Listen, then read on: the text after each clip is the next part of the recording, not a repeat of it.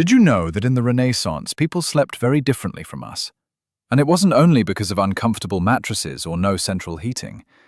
Their attitude towards sleep, its importance and role in life were totally different. Let's embark on an intriguing journey into the past to discover how our ancestors rested during a time when Europe seemed to awaken from a long medieval slumber. Picture the 9th and 10th centuries. Italy, France, England, an entire continent was changing rapidly. Artists made masterpieces, scientists discovered new things, architects built grand palaces, philosophers reconsidered humanity's role in the universe. It was a time when people suddenly remembered the beauty of the ancient world and decided that humans were not just sinful souls awaiting judgment, but the crown of creation, deserving comfort and pleasure. And here's the interesting part. This new outlook affected everything, including how people slept. In the Middle Ages, people saw sleep practically and with some mistrust. The church taught that excessive sleep was laziness, one of the deadly sins. Rest was seen as just enough to regain strength for prayer and work. A bed was just a spot to relax the body, nothing else. No luxury, no sophistication. But when the Renaissance came, everything changed dramatically. Humanists, those progressive thinkers of the time, declared sleep was no longer merely a need, it became a key part of life. A period when the soul and body heal, and inspiration and wisdom come through dreams. Italian philosophers devoured ancient texts, where Aristotle and Hippocrates discussed the nature of sleep and its healing power. Renaissance Europeans adopted these ideas as their tools. Now, wealthy townspeople and aristocrats began to treat their nightly rest with special care. The bedroom transformed from a simple room into a true sanctuary of comfort.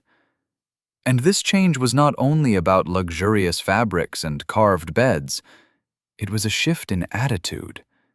Sleep came to be valued as a source of health, mental clarity, and even creative inspiration. Believe it or not, many artists and poets of the time deliberately arranged their bedrooms to create ideal conditions for inspiring dreams. Naturally, these changes primarily affected the educated and wealthier classes, but gradually, new ideas about the importance of sleep spread throughout society. Even prosperous craftsmen and merchants started to think about the quality of their beds, aiming for truly restorative rest. And that was no easy task in an era without electricity or modern conveniences. Interestingly, the Renaissance also brought a new attitude towards sleep schedules. While in the Middle Ages people went to bed nearly at sunset and woke with dawn, now, especially in cities, a nightlife emerged. Candles and oil lamps became more accessible and were used more generously. Aristocrats hosted evening parties, balls, and theatrical performances. Scientists and artists worked late into the night when no one disturbed them. This shift meant that the time of going to sleep moved later, and people began sleeping less or distributing their rest differently throughout the day. An interesting detail: during the Renaissance, separate bedrooms appeared in noble households. Welcome to Lectures Under the Moon with Daniel Hayes, where we explore fascinating historical insights. Imagine that even in castles, people previously often slept in communal halls or in rooms that during the day served other purposes. Beds were simply folded away or lowered from the ceiling each night.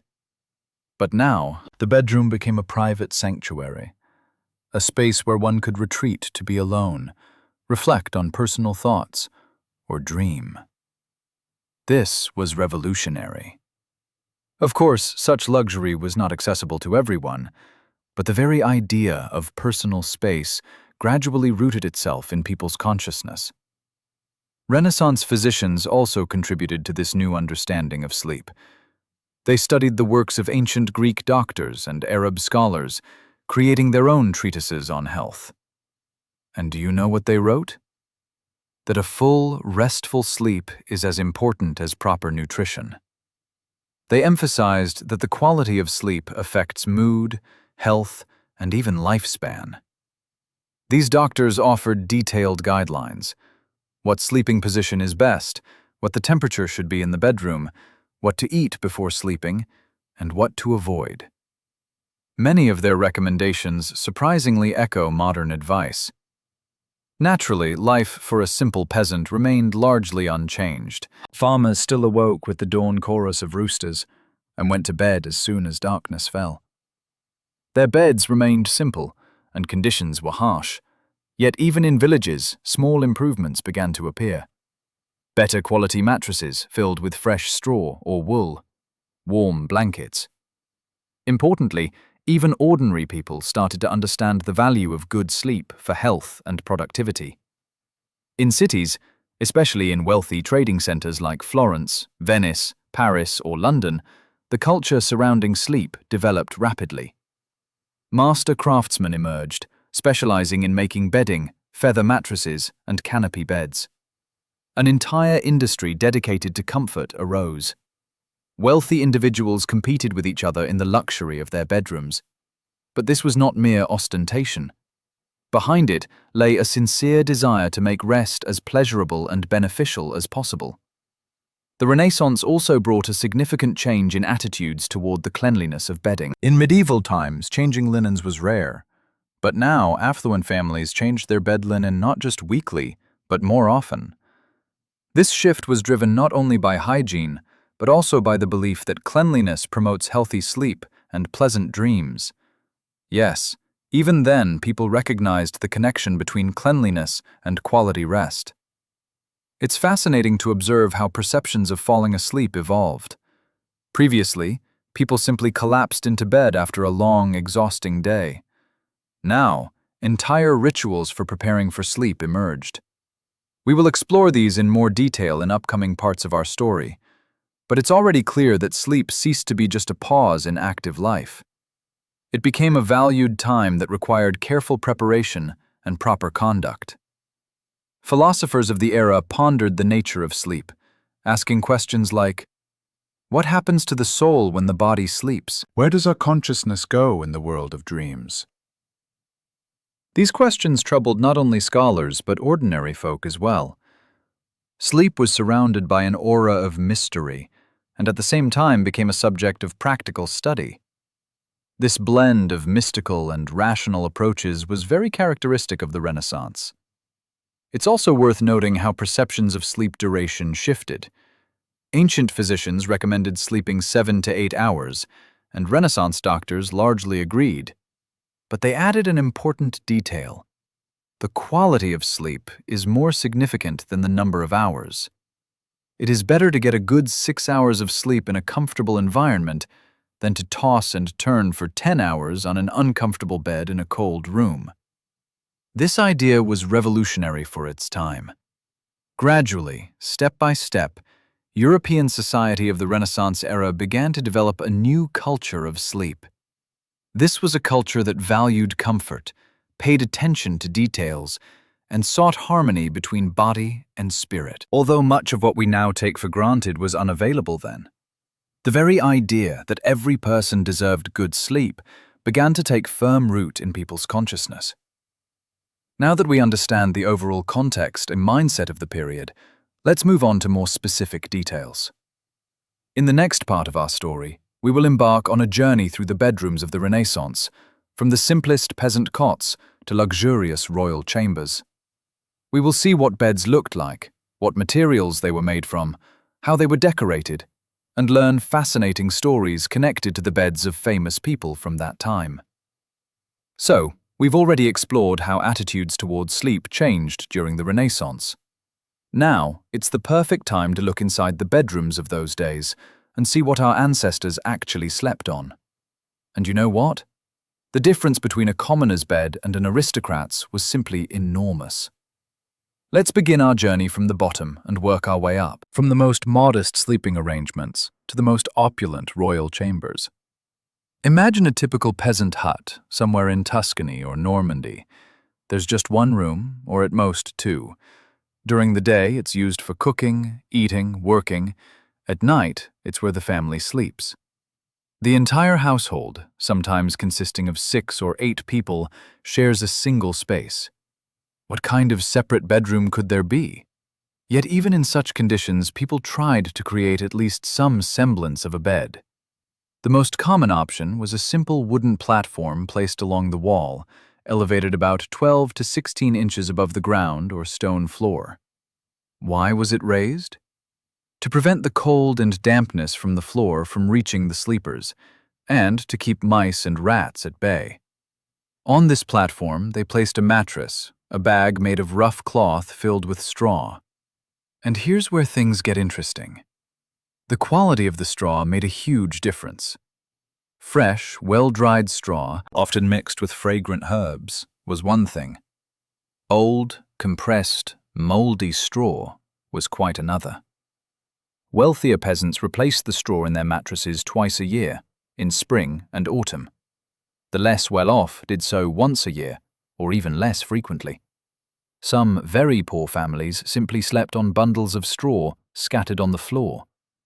Imagine how uncomfortable that must have been. Yet even such a simple bed was a luxury compared to what existed in the early Middle Ages.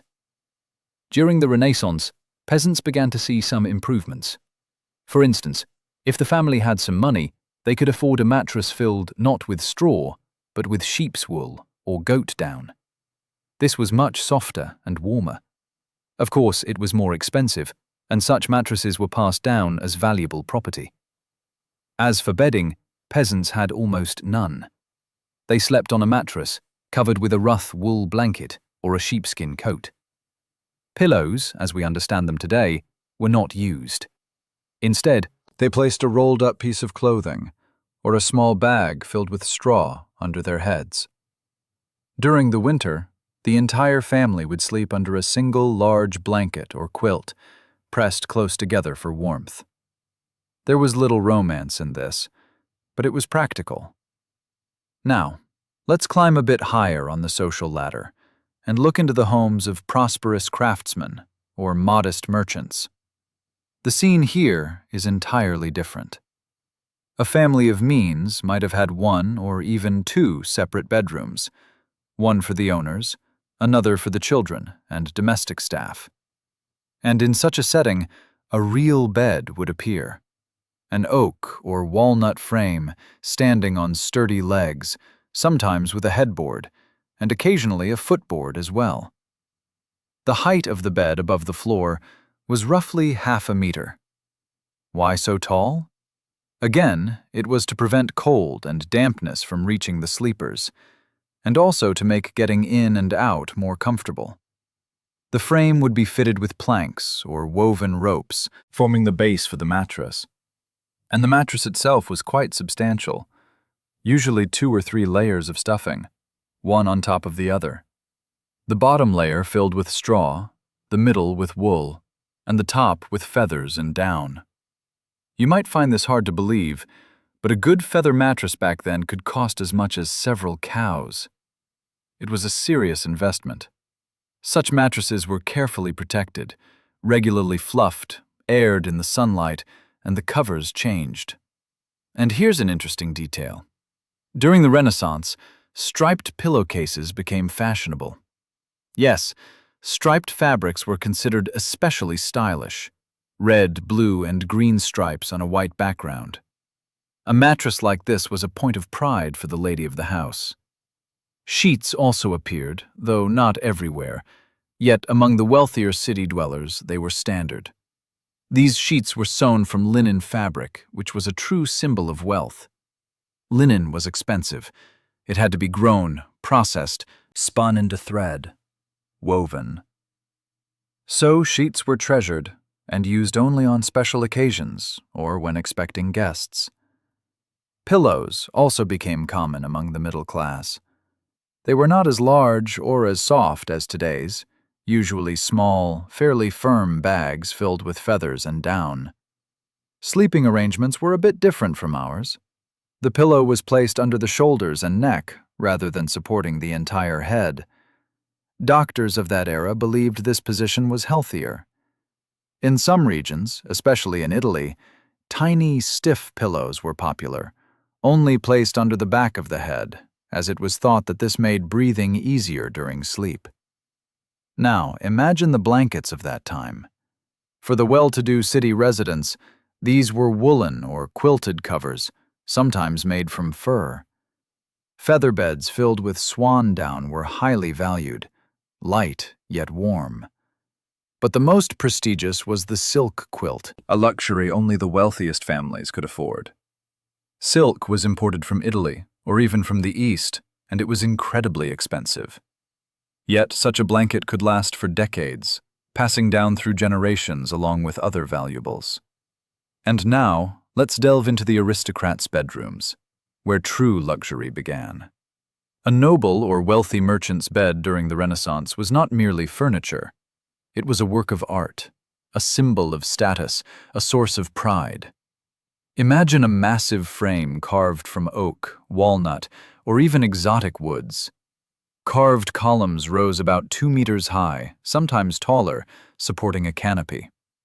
The headboard was intricately decorated with elaborate carvings, heraldic coats of arms, floral motifs, biblical scenes, or classical designs. These columns supported the canopy, which was not just decorative, but served a practical purpose. It protected the sleepers from drafts and, in southern countries, kept insects at bay. At night, the canopy could be drawn around from all sides, creating a nearly enclosed space within the room, a cozy, warm, and secure sanctuary. The fabrics used for these canopies were the most luxurious: velvet, brocade, silk, often embroidered with gold thread. The colors were rich and deep: dark red, emerald green, regal blue. Inside such a bed, a mountain of quilts and pillows was piled high, creating a nest of comfort and splendor.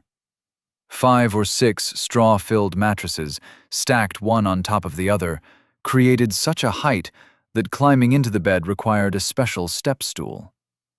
Why such height? Partly it was a fashion statement, partly practical. The higher the bed, the less cold air from the floor could reach the sleeper. It was also a mark of prestige to rise above everything, even in sleep. Bedding in noble households was considered a work of art. Sheets made from the finest linen, sometimes adorned with lace or embroidery, often with pillowcases embroidered with monograms of the owners. Coverlets were silk, velvet, or fur. In the wealthiest homes, bedding was changed once a week, or even more often. This required an entire staff of laundresses, since washing by hand was labor-intensive. An interesting detail: in aristocratic bedrooms of the Renaissance era, beds were often placed not against the wall, but in the center of the room, or by the window. This emphasized their importance. Around the bed, chests of clothing and linens were arranged, along with a chair for guests. Yes, guests were sometimes received right in the bedroom. This was considered normal. There were also candle stands and chambers for nighttime needs. The bedroom of a noble person was more of a display room than a private sanctuary. In Florence and Venice, especially prized were beds with inlay work. Artisans created entire scenes from various colored woods, ivory, and mother-of-pearl on wooden surfaces. Such a bed could cost as much as a small palace. In France, beds with canopies made from heavy tapestries depicting hunting scenes or romantic stories were popular. In England, more restrained carving was preferred, but they used the most expensive types of wood. Royal beds are a whole other story. The bed of King Francis I, for example, was so enormous and luxurious that it was transported from castle to castle by a whole convoy. 15 men disassembled and reassembled the structure each time the king moved. The canopy was embroidered with golden threads and decorated with royal lilies. It is said that one such bed cost as much as a year's income for an entire province. And here's something else interesting. During the Renaissance, A bed was not only a symbol of wealth, but also of the owner's taste. Educated aristocrats kept up with fashion, inviting renowned artists and carvers to decorate their sleeping chambers. It was considered good taste for the bed's decor to reflect the cultural interests of its owner. A lover of antiquity might have a headboard decorated with images of Roman gods. A religious person would prefer biblical scenes, while a nature enthusiast might choose floral patterns. Over time, luxurious beds began appearing not only in aristocratic homes, but also in the houses of wealthy merchants and bankers. This caused indignation among the old nobility, who believed that upstarts had no right to such luxury. In some cities, special laws were even passed restricting the extravagance of beds for commoners. But progress could not be stopped. Wealth brought new opportunities, and the middle class eagerly took advantage of them. Thus, step by step, from a simple straw-filled mattress to opulent royal chambers, we have seen the full range of bedding styles during the Renaissance. It was a time when a bed, once merely a place to sleep, became a symbol of status, a work of art, and a key element of home comfort. And in the next part, we will learn when people went to sleep in these beds and how their daily and nightly routines were arranged. We already know how Renaissance people viewed sleep and on what kind of beds they rested. Now it is time to explore the most intriguing question. When did people actually sleep? And do you know what's the most astonishing part? They didn't sleep in the way we do today. Forget about the usual 8-hour stretch of uninterrupted sleep. In those times, everything was arranged in a much more interesting and perhaps even wiser manner. Let's begin with the most important discovery made by historians studying diaries, letters, and medical treatises from that era. It turns out that people practiced what is known as biphasic sleep. What does that mean? Here's the explanation. The night was divided into 2 sleep periods, with a break in between. The first sleep started shortly after darkness fell and lasted about 3 hours. Then, people would wake up for an hour or an hour and a half, tend to their affairs, and afterward go back to sleep for a second session until dawn. Imagine that. This was considered completely normal, a natural practice. People did not see this as insomnia or a disturbance of sleep. On the contrary, the interval between the first and second sleep was regarded as a special time, nature's gift for calm reflection and quiet activities.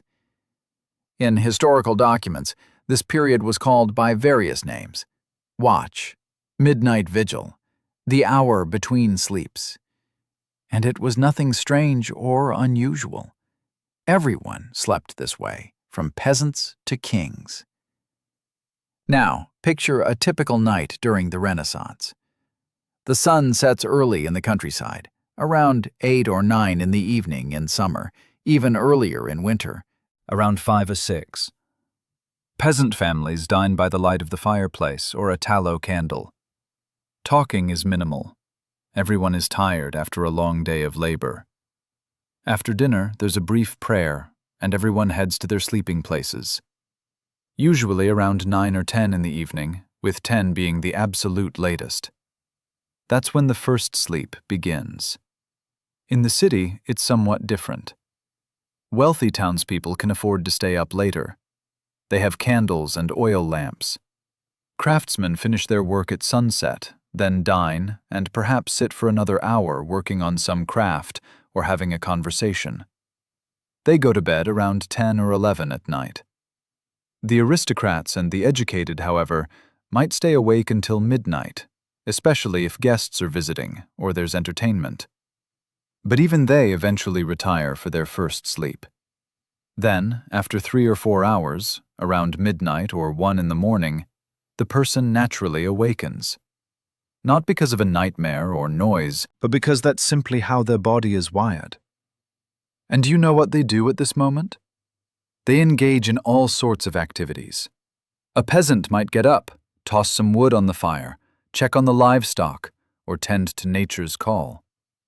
If the wife is awake, they might talk about daily matters or plans for the next day. This was also a time for intimacy between spouses, not just physical, but emotional as well. In the quiet of the night, when children are asleep, couples could whisper softly, share thoughts. In urban homes, this period was used in various ways. Some read by candlelight, though candles were quite expensive, so not for long. Others prayed or reflected on the day they had just experienced. Craftsmen sometimes got up and did light work that didn't require bright illumination, sharpening tools, organizing materials, planning for the next day. Housewives checked their supplies and mentally listed what to buy at the market. For aristocrats and educated individuals, this time was especially precious. Poets and writers used the hour between sleeps for creative work. It was believed that after the first sleep, the mind was particularly clear and the imagination worked best. Many literary works of that period were penned during these nocturnal hours. Scholars pondered their research, philosophers contemplated their treatises. In this way, the night's unique rhythm shaped the culture of sleep and creativity in a way that differs markedly from modern routines. Silence, calm and undisturbed, created the perfect environment for intellectual work. Medical practitioners of that era even recommended using the hour between sleep periods for light nourishment. Yes, it was considered beneficial to take a small meal. Usually, this involved a light snack, such as a piece of bread with honey, a bit of wine diluted with water, perhaps an apple or some nuts. Doctors claimed that this helped maintain strength and supported a good second sleep. Overeating was discouraged, only a little to sustain oneself. During this time, more intimate activities also took place. Many married couples used the hour between sleep cycles for closeness, as it was believed to be the most suitable time for conception. The body had rested, but was not yet completely exhausted. Medical texts explicitly mentioned this. So, it could be said that the two-phase sleep was part of family planning in those days. Interestingly, during the hour between sleep periods, many people recorded their dreams. They kept small boards with wax and a sharp stick or charcoal paper beside their beds. Upon waking after the first sleep, while memories were still fresh, they quickly jotted down the main images and plots of their dreams. In the morning, these notes were used for interpretation. We will discuss dreams in more detail in one of the upcoming parts. This break usually lasted from an hour to an hour and a half. Then the person would feel sleepy again, return to bed, and fall asleep for the second time.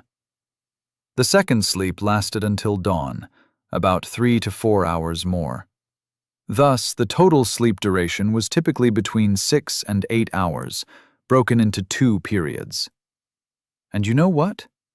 Modern scientists studying this phenomenon suggest that such a pattern might actually be more natural for the human body than our continuous 8-hour sleep.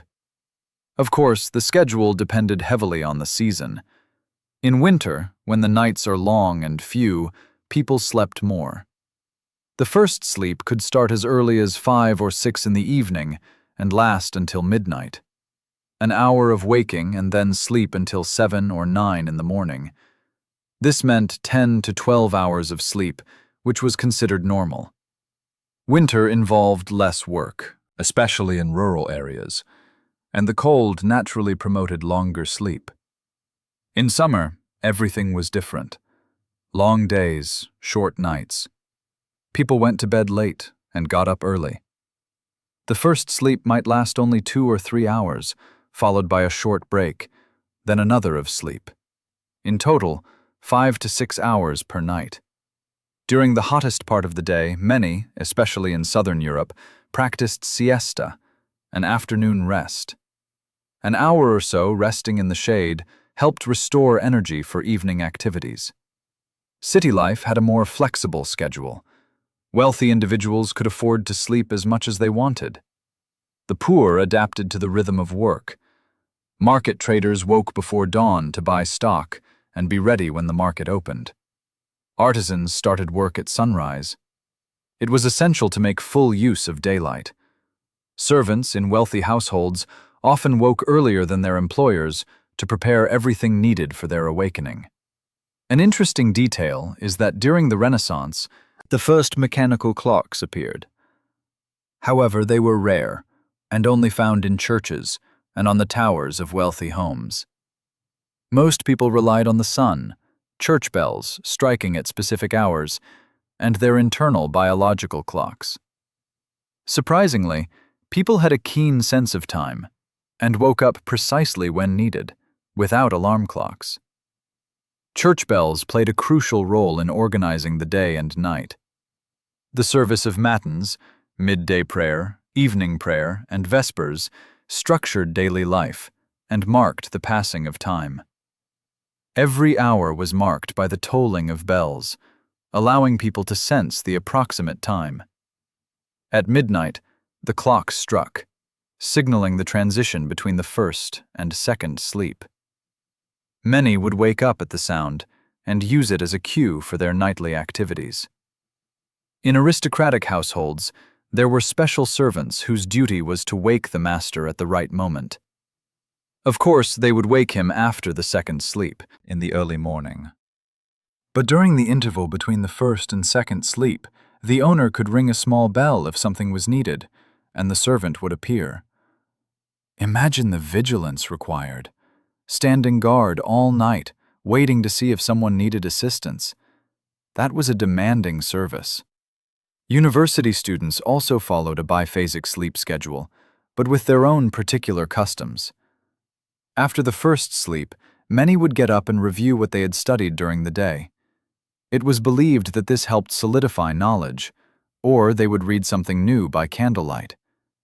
Educators encouraged this practice, claiming that an hour of nighttime reading was equivalent to 3 hours of daytime study. And there's truth in that. Silence and concentration truly aid in understanding complex texts more deeply. Travelers on the road also adopted the biphasic sleep pattern. Caravans would stop for the night, setting up an initial rest period of 3 to 4 hours. Afterwards, the watchman would wake everyone, check the animals, discuss the next stage of the journey, and perhaps share a quick meal around the campfire. Then they would sleep again until dawn. This method was safer, as it allowed for 2 nighttime checks for lurking bandits or wild animals. Sailors aboard ships generally slept in shifts, but they often followed a similar routine. After sleeping 3 or 4 hours, they would wake, gaze at the stars, inspect the rigging, and then fall asleep again. Captain said that a sailor who sleeps in 2 separate naps remains more alert and attentive than one who sleeps in a single, long stretch. Thus, from sunset to sunrise, the night in the Renaissance unfolded in this natural rhythm. Biphasic sleep, with an hour of calm wakefulness in the middle of the night, was an authentic cycle aligned with nature and the seasons. There was no electricity, no artificial lighting that disrupts our biological clocks. People lived in harmony with the natural cycles of light and darkness. Perhaps their sleep was of higher quality and more beneficial than ours. Now that we understand how the daily rhythm was structured, in the next part, we will explore the rituals surrounding the act of going to sleep. We will learn about how people prepared for their first sleep, the traditions they followed, and the remedies they used to make their rest more pleasant and healthier. You will hear astonishing discoveries about herbs, prayers, and clever tricks our ancestors employed. Have you ever wondered how much time and attention Renaissance people devoted to preparing for sleep? It turns out it was a full ritual, sometimes lasting more than an hour. Going to bed was not merely collapsing onto the mattress after a hard day, but a significant event that required proper preparation. Let's take a glimpse into the evening lives of our ancestors and discover the amazing customs and tips they used to ensure their sleep was deep, healthy, and safe. We begin with the most important aspect: spiritual preparation. During the Renaissance, despite the new humanist ideas, religion remained the core of most people's lives. Evening prayer was an essential part of the bedtime ritual, practiced across all social classes. In peasant homes, The head of the family gathered everyone together to recite the Lord's Prayer and other prayers, creating a sacred moment before sleep. This was a time when people could thank God for a day well lived, ask for protection during the night, and pray for loved ones. In wealthy households, evening prayers might be longer and more solemn. Aristocrats often kept chaplains, personal priests who conducted brief services right in their homes. The more devout could pray for half an hour or longer, using prayer beads and reciting psalms from lavishly illustrated prayer books. It was believed that falling asleep with a prayer on one's lips protected a person from evil spirits and nightmares. Interestingly, prayers were not only directed to Christian saints. In folk tradition, echoes of older beliefs persisted. People would call upon household spirits, or domovoi, asking them to guard the house during sleep. In some regions, it was customary to leave a treat for the household spirit, a piece of bread or a bit of milk. The church, of course, disapproved of such customs, but they were handed down across generations and never completely disappeared. After prayer came the time for washing. Here, a common misconception needs to be dispelled. Many believe that people of the Middle Ages and Renaissance never washed and were terribly dirty. That is not entirely true. While daily showers were not available, basic hygiene was observed. Before bed, people washed their face and hands, and in wealthier homes, they also washed their feet.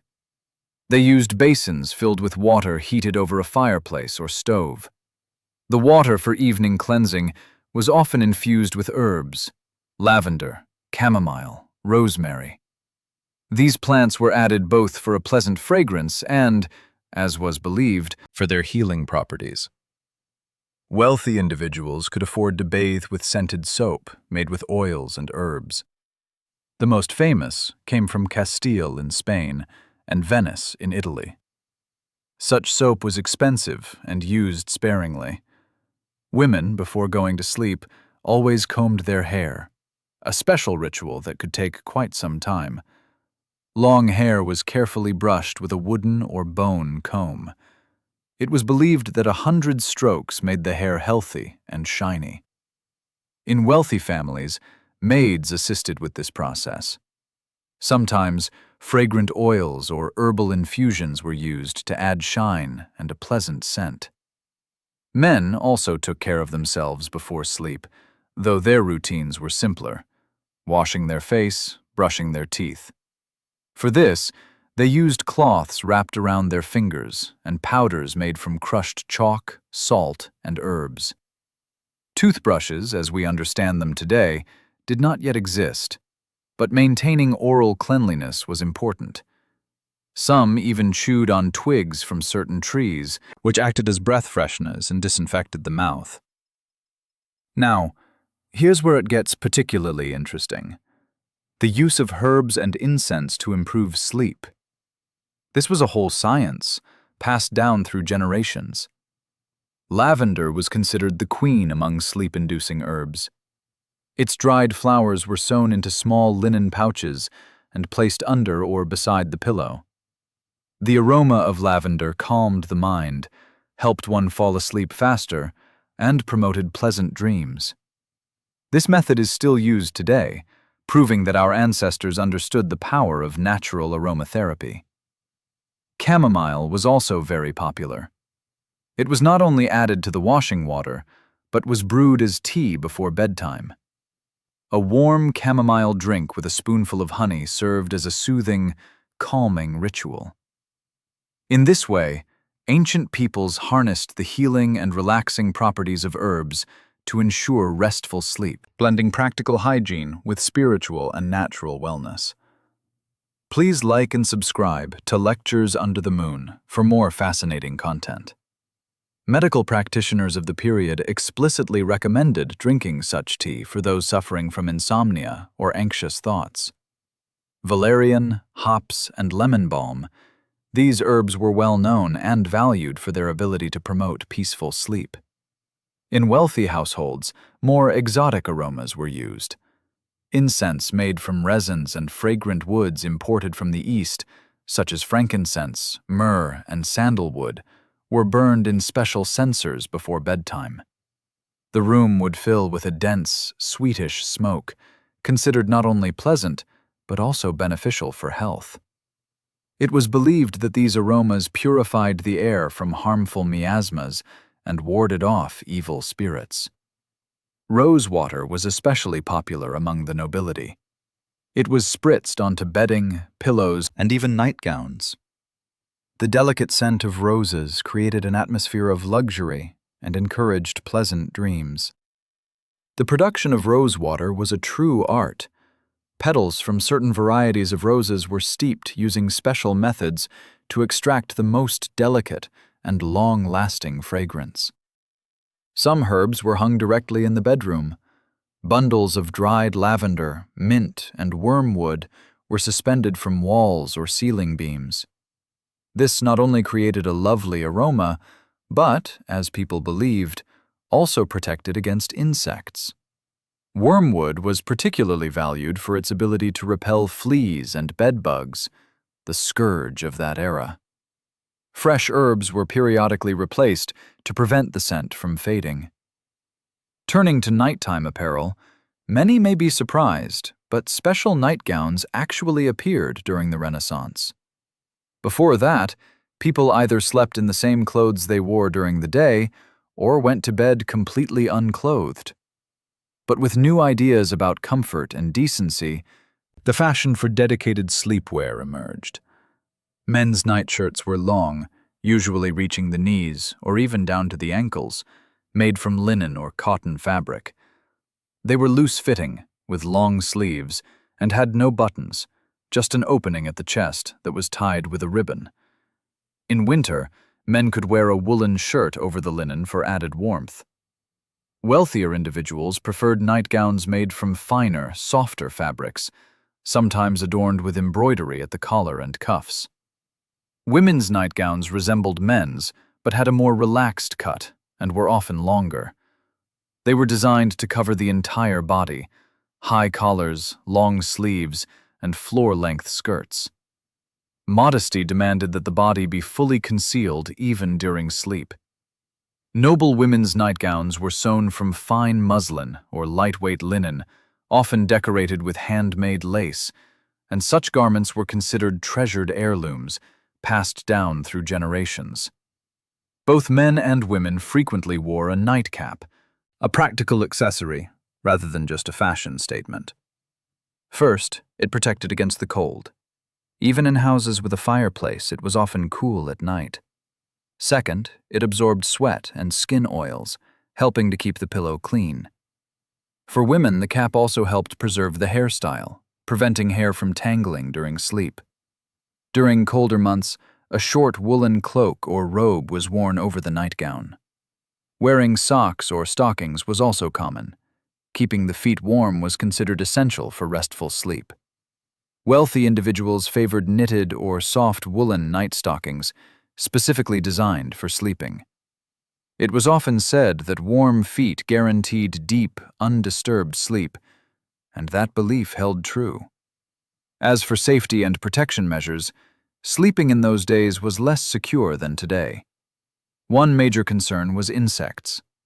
Bedbugs, fleas, and lice were common even in the homes of the wealthy.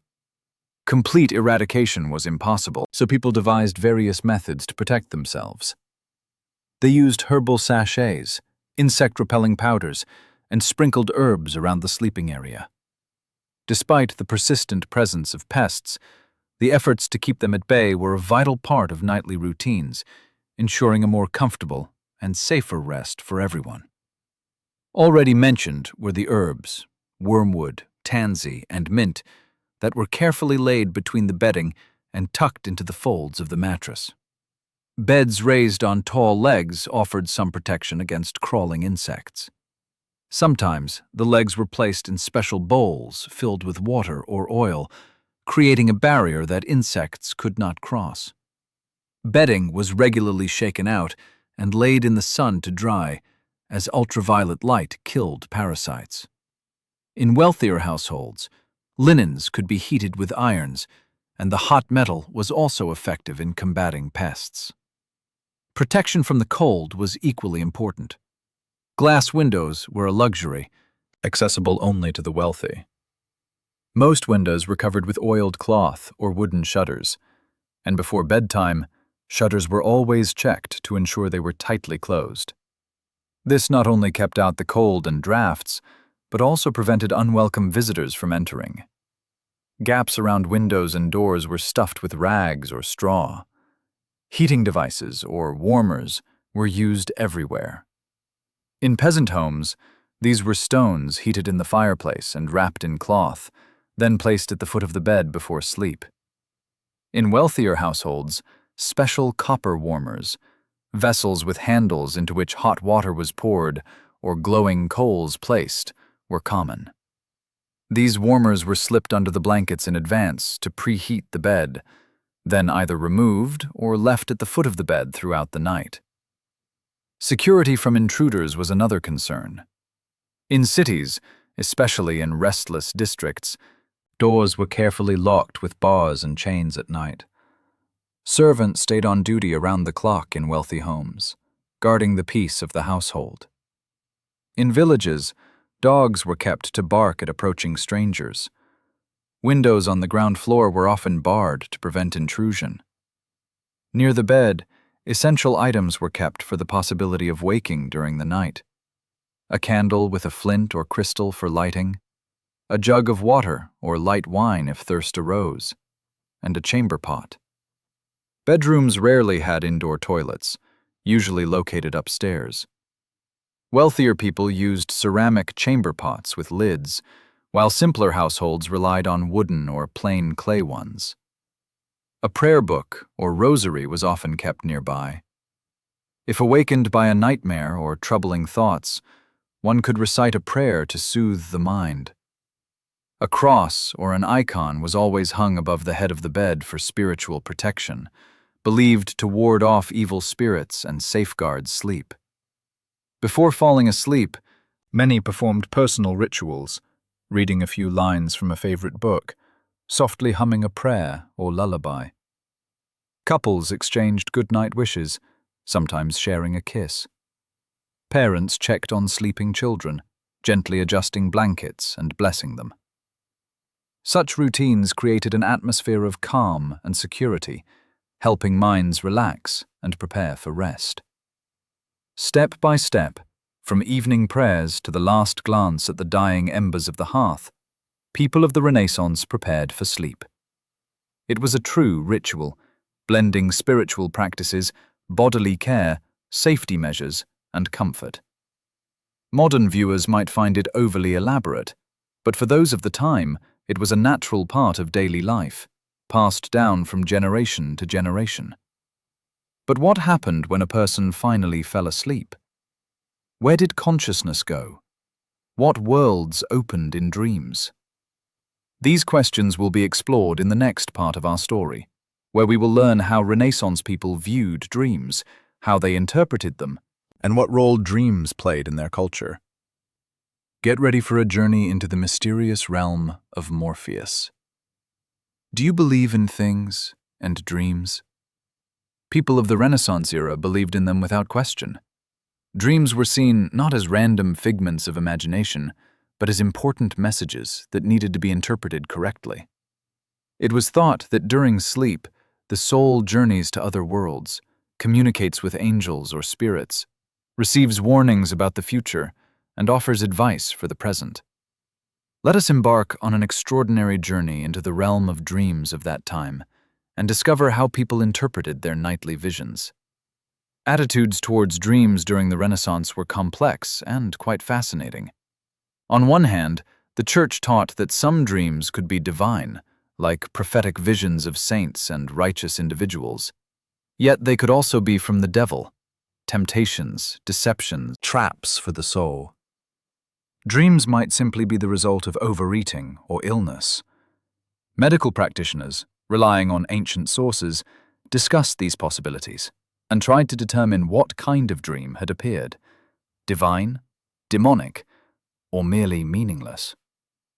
Interestingly, educated people of the era actively studied ancient texts about dreams, including Aristotle's works, which viewed dreams through a philosophical lens, Hippocrates' writings linking dreams to physical health, and, of course, the famous Dream Manual by Artemidorus Daldianus. All these texts were translated, copied, and annotated. Humanists sought to blend ancient wisdom with Christian teachings, resulting in a curious mixture of ideas. Artemidorus, who lived during the 1st century of the Common Era, compiled a detailed dream dictionary based on thousands of recorded visions. His work, the Onero Critica, was translated into Latin and became a standard reference for anyone interested in dream interpretation. During the Renaissance, this dream book was reprinted multiple times, supplemented with comments from contemporary scholars. Wealthy individuals kept such books in their libraries and consulted them regularly. Besides scholarly treatises, there was also a folk tradition of dream interpretation. In every region and family, there were particular signs and meanings attached to dreams.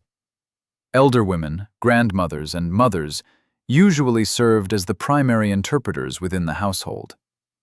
People would recount their nightly visions to them, and these wise women would offer explanations based on generations of experience. Often, these folk interpretations differed greatly from the written ones, yet people trusted them just as much. So, which dreams were considered especially significant? First and foremost, those seen on specific days. It was believed that dreams occurring during the night from Thursday to Friday, or from Saturday to Sunday, carried particular importance. Dreams on the eve of major religious holidays like Christmas, Easter, or the Day of St. Patron also held special weight. Conversely, dreams on ordinary days were often dismissed as mere illusions without much meaning. Remembering dreams was regarded as a vital skill, so many kept small boards with wax or sheets of paper near their beds to jot down what they saw immediately upon awakening. This was especially common during the interval between the first and second sleep. Upon waking after the first sleep, a person would quickly sketch the main images while their memory was fresh. In the morning, these notes became subjects for discussion and interpretation. Certain images in dreams had established meanings that nearly everyone recognized. For example, dreaming of a church or saints was taken as a sign of good fortune or protection. Fire could symbolize either passion and vitality or danger, depending on the context. Clear water was associated with happiness and prosperity, while muddy or raging water signified troubles. All these interpretations reflected a deep cultural understanding of the symbolic language of dreams, revealing how closely the spiritual, medical, and folk worlds were intertwined in the minds of Renaissance people. In ancient times, seeing deceased relatives in dreams was believed to carry an important message. It was essential to carefully recall their words. Special significance was given to dreams about the future spouse. Young women preparing for marriage practiced specific rituals to see their future husband in sleep. Before going to bed, they would place a comb under their pillow, recite particular spells, and refrain from eating dinner. It was believed that if all these rules were followed, the dream would reveal the future groom. Young men occasionally engaged in similar practices, though less frequently. Dreams about money and wealth were interpreted in various ways. Finding a treasure in a dream often signaled upcoming expenses or losses. Dreams could reveal contrasting realities, but seeing oneself dressed in fine clothing, reclining on a throne, or in a luxurious house could foretell an improvement in one's circumstances. In such cases, details mattered greatly. Who else was present in the dream? What emotions the sleeper experienced? And what exactly was happening? Nightmares and frightening dreams required special attention. It was thought they served either as warnings of impending dangers or as schemes of dark forces. After a nightmare, one was advised to pray, wash the face with holy water, and perhaps confess to a priest. Repeated nightmares were seen as serious signs that something in life needed to change, repentance for sins or seeking help from the church or a healer. Renaissance physicians linked dreams to health conditions. They believed that dreams could indicate which bodily humors were predominant and where illness might be beginning. Dreaming of fire and heat was associated with an excess of yellow bile, suggesting the need for cooling treatments. Dreams about water and coldness indicated an excess of phlegm, requiring warming. Bloody and violent dreams, along with an excess of black bile, melancholy, and depression, called for joyful remedies and entertainment. The famous physician and alchemist Paracelsus wrote extensive treatises on the significance of dreams for diagnosing illnesses. He believed that a careful doctor should inquire not only about physical symptoms, but also about dreams. The character of dreams could reveal which organ was suffering and what treatment was needed. Interestingly, modern medicine also recognizes a connection between dreams and health, so Paracelsus was not far from the truth. During the Renaissance, professional dream interpreters flourished. These were educated individuals, often monks or scholars, who charged fees to decode complex and vivid dreams. Nobles and rulers occasionally consulted them before making important decisions. Some monarchs kept personal dream interpreters at court, who listened to the ruler's nightly visions each morning and offered advice.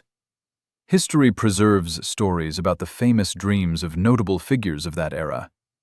Lorenzo Medici, the ruler of Florence, known as the Magnificent, is said to have dreamt of his father warning him about a conspiracy. Lorenzo took precautions and avoided an assassination attempt. Whether this is true or just legend, contemporary witnesses believed it. Michelangelo, the great artist and sculptor, claimed that some of his greatest works first appeared to him in dreams. The image of David, the composition of the Sistine Chapel ceiling, these reportedly came to him during sleep. He even kept charcoal and paper by his bedside to sketch what he saw immediately after waking. Many artists of that time practiced similarly. Dreams were regarded as sources of inspiration. Leonardo da Vinci kept detailed records of his dreams in his famous notebooks. He analyzed them scientifically, trying to understand the mechanisms behind dreaming. Some of his inventions, as researchers suggest, were inspired by images from dreams. Flying machines, submarines, perhaps everything first appeared to the genius during sleep, only later to be sketched and modeled. During the Renaissance, art often explored the theme of dreams. Artists depicted biblical dreams, such as Joseph receiving an angel in a vision, Jacob's ladder reaching into the sky, or the visions of wise men. These scenes offered a way to illustrate the transition between earthly and heavenly realms, creating an atmosphere of mystery and wonder. Viewers needed to understand that what was portrayed was not ordinary reality, but a dream or a vision. A special genre of dream poetry even emerged. Poets described astonishing dreams, meeting deceased loved ones, conversing with ancient heroes, journeying to paradise gardens or hellish abysses. These works were immensely popular. Perhaps the most famous was The Dream of the Polyphilo, an Italian book from the late 15th century that narrated a hero's fantastical journey through the world of dreams. It was read across Europe. The literature of that era frequently used dreams as a literary device.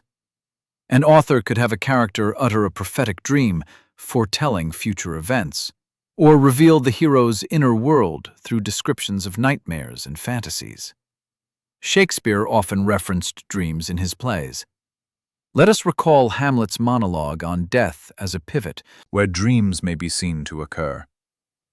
Philosophers pondered the nature of dreams, what they are, messages from above, playthings of the mind, or windows into another reality. Can we control our dreams? Is there a difference between waking life and sleep? These questions troubled minds of that time. Some thinkers concluded that the boundary between sleep and wakefulness is not so clear-cut, and that all life might be akin to a dream. There were even attempts to induce specific dreams intentionally. Special herbs, mugwort, henbane, mandrake, were used for this purpose.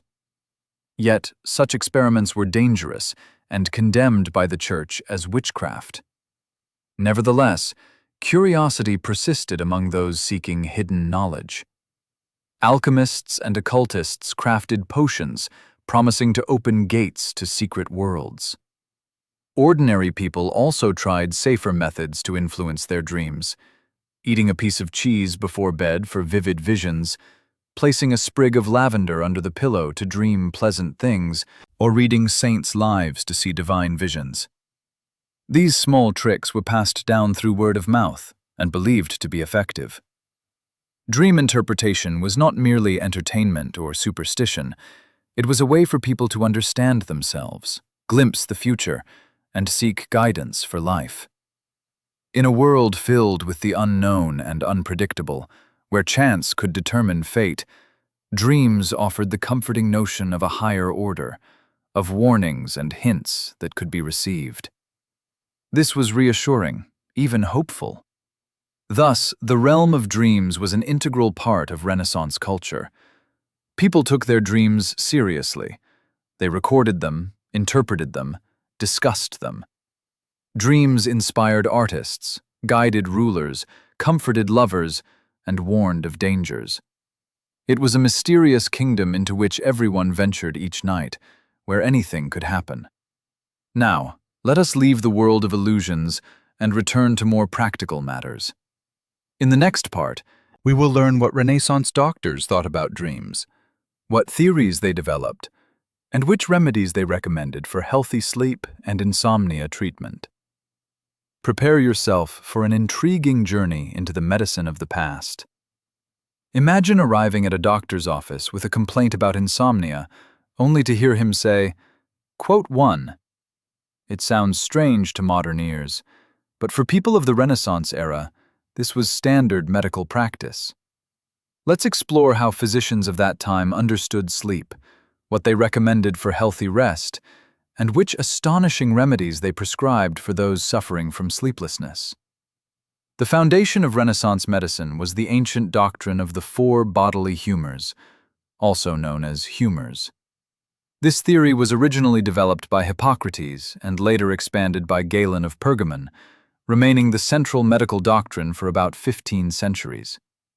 According to this belief, the human body contains four main fluids: blood, phlegm, yellow bile, and black bile.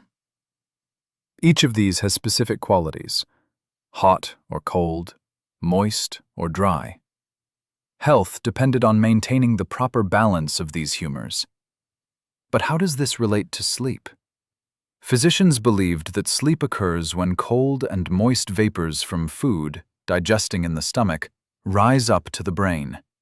These vapors cool the brain, which by nature is hot and dry, prompting sleep.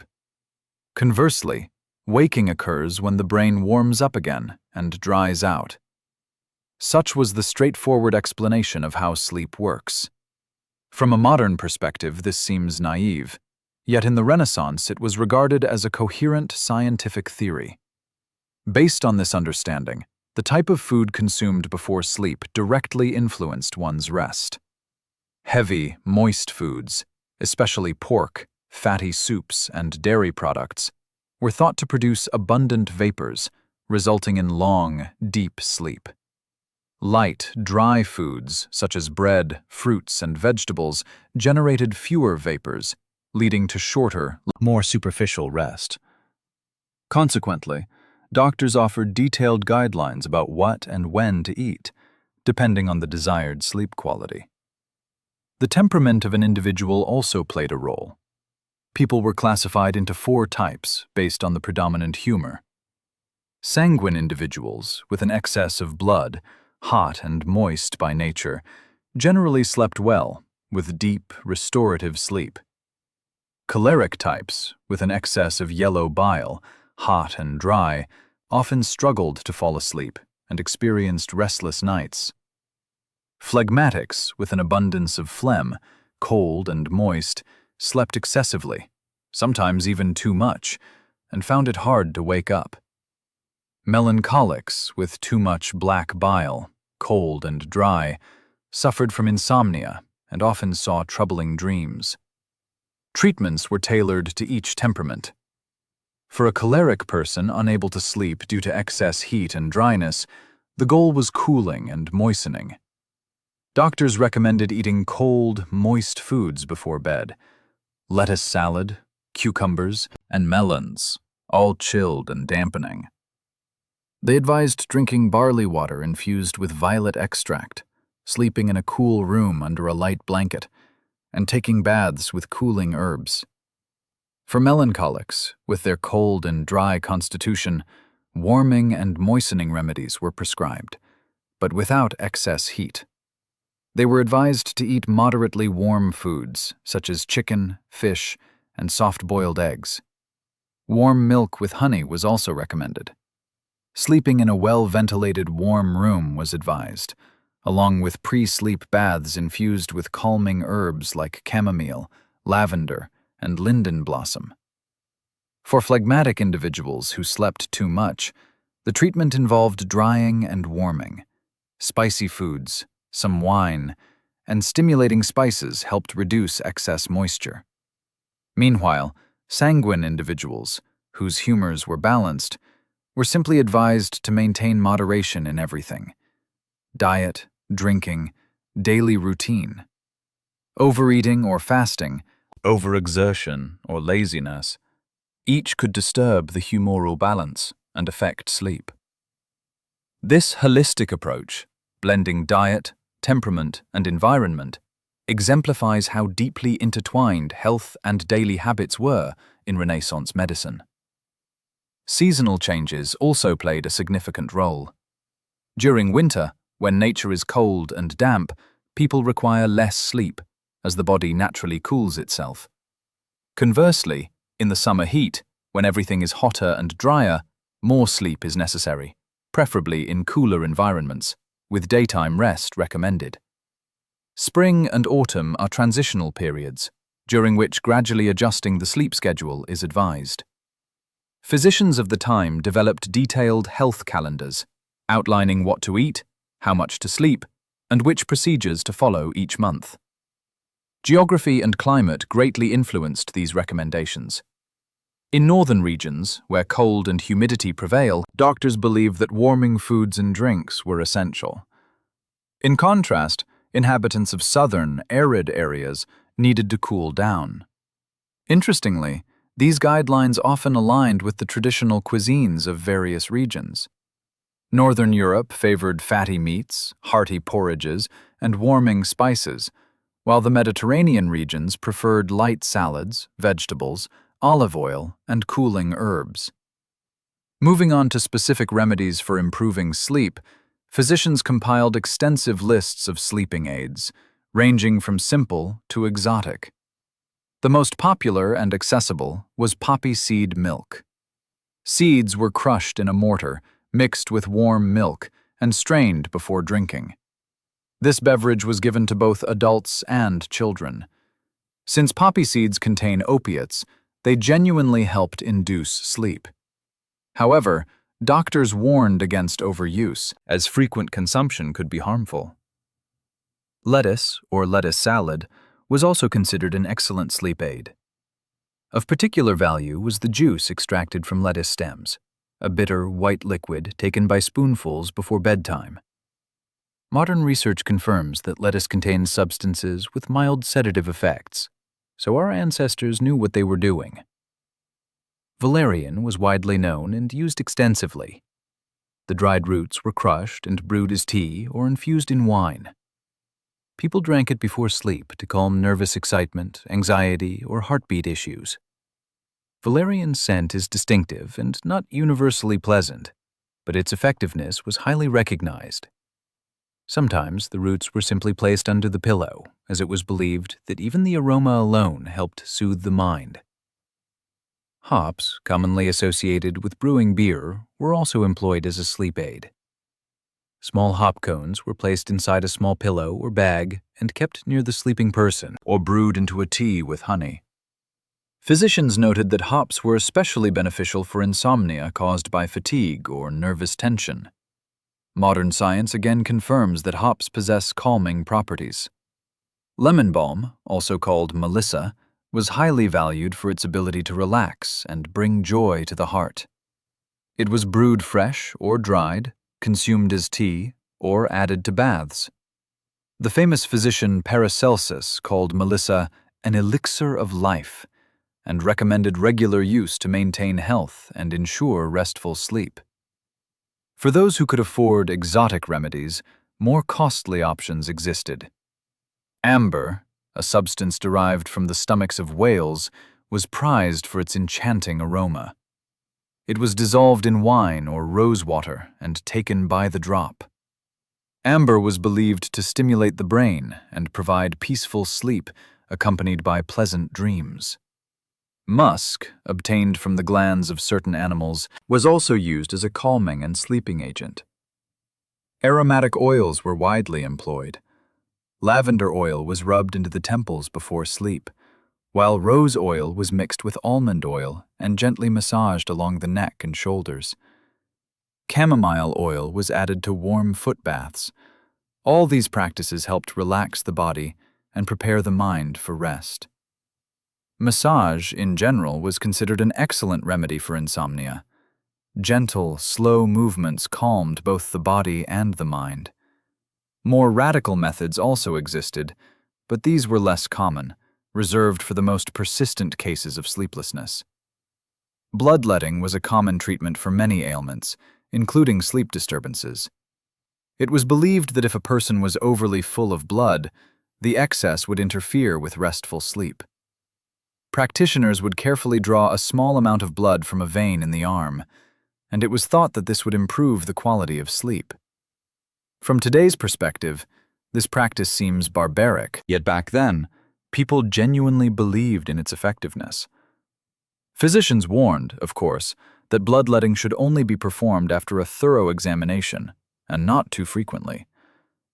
Enemas were also used as a remedy for insomnia. The logic was that if poor digestion was causing sleeplessness, the bowel needed cleansing. Enemas might be made with herbal decoctions, sometimes combined with milk and honey. After such procedures, patients often felt a sense of relief and found it easier to fall asleep. Naturally, this was uncomfortable and reserved for extreme cases. Renowned physicians of the era left behind their advice on sleep. Paracelsus, a great doctor and alchemist, taught that sleep was a time when the body restored itself and the soul communicated with higher powers. He recommended going to bed in a peaceful state of mind, avoiding anger and anxiety before sleep. He advised airing out the bedroom to keep the air fresh, and insisted that one should pray before sleeping for spiritual calm. Andreas Vesalius, the founder of modern anatomy, although primarily focused on the structure of the body, also wrote about sleep. He noted that during sleep, breathing and heartbeat slow down, and the body relaxes. He recommended sleeping on the right side because it places less strain on the heart, a suggestion that modern medicine recognizes as beneficial. Girolamo Cardano, an Italian doctor and mathematician, even composed a comprehensive treatise on sleep. He distinguished between natural sleep, caused by fatigue and evening time, and artificial sleep, induced by medicines or illness. He advised maintaining a regular routine, going to bed and waking up at the same time, as this strengthens the body and prevents many diseases. Physicians of that time understood the connection between physical activity and sleep quality. They recommended moderate exercise during the day, such as walking, horseback riding, or dancing, but not right before bedtime. The last 2 or 3 hours before sleep should be calm. Heavy work or lively entertainment in the evening hinder falling asleep. It was better to spend this time in quiet conversation, light reading, or prayer. Meal timing before sleep was a separate matter. Doctors strongly advised not to lie down immediately after a heavy dinner. At least 2 hours should pass to allow digestion to begin, as heaviness in the stomach could prevent sleep and cause restless, troubled dreams. A light snack an hour before bed was acceptable, such as a piece of bread with honey, an apple, or a few nuts. But meat, greasy, or spicy foods were discouraged. Alcohol before sleep was a controversial topic. On one hand, doctors acknowledged that a small amount of wine helped relax the body and facilitate sleep. On the other, they warned that excess wine could lead to restless sleep and morning headaches. It was recommended to have no more than 1 or 2 small glasses of diluted wine, preferably red rather than white. Red wine was considered more beneficial for blood health. Treating chronic insomnia required patience and a comprehensive approach. The doctor had to identify the root causes, whether physical exhaustion, emotional worries, or bodily illness, and then prescribe a suitable routine, diet, medications, and procedures. Sometimes they suggested changing the environment, going to a different place with a different climate. Traveling to mineral waters, the mountains, or the sea was thought to be healing for many ailments, including sleep disorders. There were also some exotic methods used, though details of those practices remain less well known. Some doctors recommended sleeping with music. Gentle singing or lute playing in the neighboring room was believed to help people fall asleep.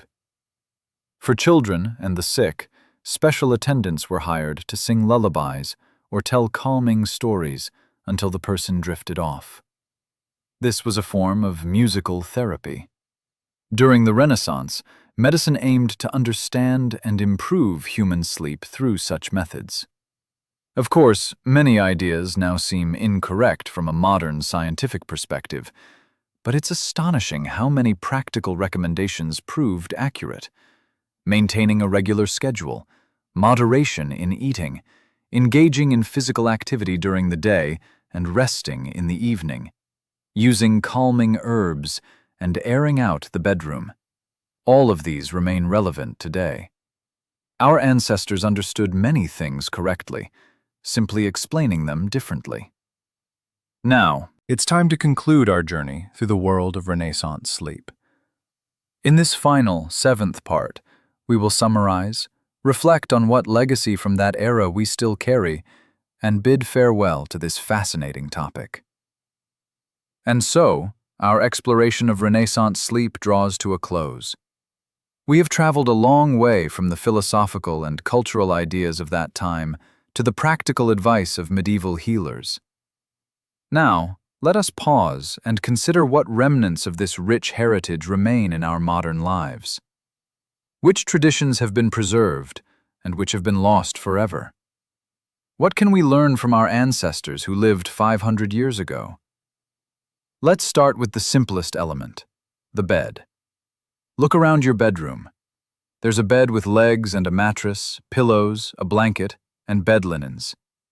All of this originates from the Renaissance era. Naturally, materials have changed and technology has advanced. Modern orthopedic mattresses with memory foam are far removed from feather beds. Synthetic fillings in pillows are hypoallergenic and practical, unlike goose down. But the idea of a comfortable bed, with each element designed for the sleeper's convenience, is a legacy of that period. Canopies above beds have nearly vanished from contemporary homes. They are now mostly seen in historical films or in the bedrooms of antique enthusiasts. And that's understandable. Heating systems and mosquito nets on windows have resolved issues that once required heavy curtains or drapes. Yet, isn't it a pity? Because canopies created a special space, intimate and protected. Perhaps that's why there is now a renewed interest in light, decorative canopies. People still crave that sense of coziness and privacy. Bedding, this is something we have definitely preserved and improved upon. Sheets, duvet covers, pillowcases are found in every home. Of course, now they are made not from expensive linen, but from accessible cotton or modern fabrics. We change them much more frequently than in the Renaissance. Not once a week, but perhaps even more often, The washing machine has made this simple, no longer a laborious task that takes an entire day. But the tradition of having clean, fresh bedding for sleep is truly rooted in that era, when people understood the connection between cleanliness and quality rest. However, the sleep schedule has changed profoundly. Do you remember the two-phase sleep with a break in the middle of the night? This practice has almost completely disappeared with the advent of electricity. Artificial lighting has altered our biological rhythms. We go to bed later than our ancestors did. We sleep in one long stretch, and many of us find this insufficient. Interestingly, modern researchers are increasingly talking about the benefits of two-phase sleep. Some people are experimenting with returning to the old sleep routines and report feeling better overall. That quiet hour between waking and sleeping, when people in the Renaissance quietly remained alert, reflected, prayed, created art, is something we have lost. It was a special time when the mind was calm yet active, the moment when the best thoughts and ideas would come. Perhaps our constant rush, stress, and the feeling that we lack time for ourselves are directly linked to depriving ourselves of this silent hour in the middle of the night. It's food for thought. Bedtime rituals have become much simpler. Few now spend an entire hour preparing for sleep as people did during the Renaissance. Quickly washing, brushing teeth, changing into pajamas, and climbing into bed, often with a phone in hand. Evening prayers are now mostly reserved for devout individuals. Herbal baths have been replaced by quick showers. We have lost the leisure and ritual that once characterized this process. Yet it was precisely the gradual transition from activity to rest that helped us prepare for sleep. However, some traditions are making a comeback. Aromatherapy is experiencing a renaissance. Lavender, chamomile, and lemon balm essential oils are sold in every pharmacy. Aromatherapy diffusers and oil lamps are now common in many homes. People are rediscovering the power of natural scents to improve sleep. Sachets filled with lavender under pillows, herbal teas before bed, these are returning to our lives. Ancient wisdom proves to be timeless. Our attitude toward dreams has also shifted. We no longer believe in dreams and visions as unquestioningly as people in the Renaissance did. Science has explained many mechanisms behind dreaming, yet interest in dreams remains strong. People keep dream journals, study lucid dreaming, consult psychologists to interpret recurring images. Dream dictionaries are still published and bought, meaning dreams are still important to us, but we understand them differently now. Medical ideas about sleep have changed dramatically.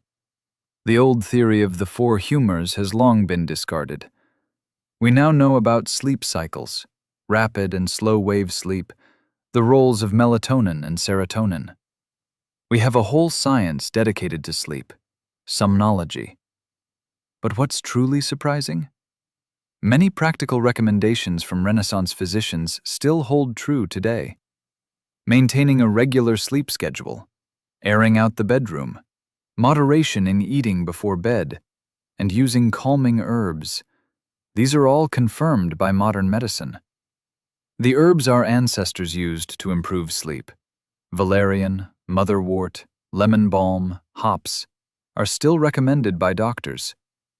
Today, instead of herbal infusions, they come in convenient tablets or capsules, but the essence remains the same: to soothe the nervous system and prepare the body for rest. The pharmaceutical industry has developed powerful sleeping pills, yet many prefer natural remedies, just as in the good old days. What have we gained since those times? Comfort. Central heating has freed us from the need to shiver through cold nights. Quality mattresses support the spine. Hypoallergenic materials protect against allergies. Blackout curtains block out light. Air conditioning creates the perfect sleeping temperature. We can now create ideal sleep conditions that people of the Renaissance could only dream of. This is a tremendous achievement. We have eliminated many dangers that once threatened sleepers in that era: parasites, fleas, bedbugs, lice. Now, These are rare rather than routine. Infectious diseases are now treatable with antibiotics. Our living environments are much safer. Reliable locks, alarms, police. These give us the peace of mind to sleep without fear of thieves or wild animals. Sleep is a luxury we often fail to appreciate, taking it for granted as something automatic. But what have we lost? Our connection to the natural rhythms of the world. People during the Renaissance lived by the sun, rising at dawn and going to bed at sunset. Their bodies followed the cycles of nature. Today, we can stay awake all night under bright artificial lights, work in shifts, or fly across time zones. It's convenient, but it disrupts our biological clocks. The result is a widespread epidemic of sleep disturbances in modern society. We have lost the silence and darkness that once defined nighttime. In cities, darkness is constantly pierced by streetlights, neon signs, and the glow of neighboring windows. It's always noisy: cars, sirens, neighbors. Our ancestors slept in complete darkness and silence, only illuminated by the moonlight and the sounds of the night. Perhaps that's why their sleep was deeper. Now, many have to buy earplugs and sleep masks to recreate the conditions that once came naturally. We have also lost patience. Life has accelerated beyond recognition. Everything must be done quickly, efficiently, saving time. Sleep is seen as an annoying necessity, a waste of precious hours that could be spent working or entertaining ourselves. People say, "I'll sleep in the afterlife." And it's a sad thought. Because sleep is not a loss of time, but an investment in health. Mental clarity is a vital part of quality life. During the Renaissance, people understood this instinctively, but somehow we have forgotten. Our philosophical perspective on sleep has also shifted. For people of that era, sleep was an essential part of life, a time when the soul traveled, when strength was renewed, when one could receive revelations or inspiration. Today, we often treat sleep as a mere utility, like a battery that needs recharging to keep functioning. There's a lack of poetry, mysticism, and respect for this state. But there is good news.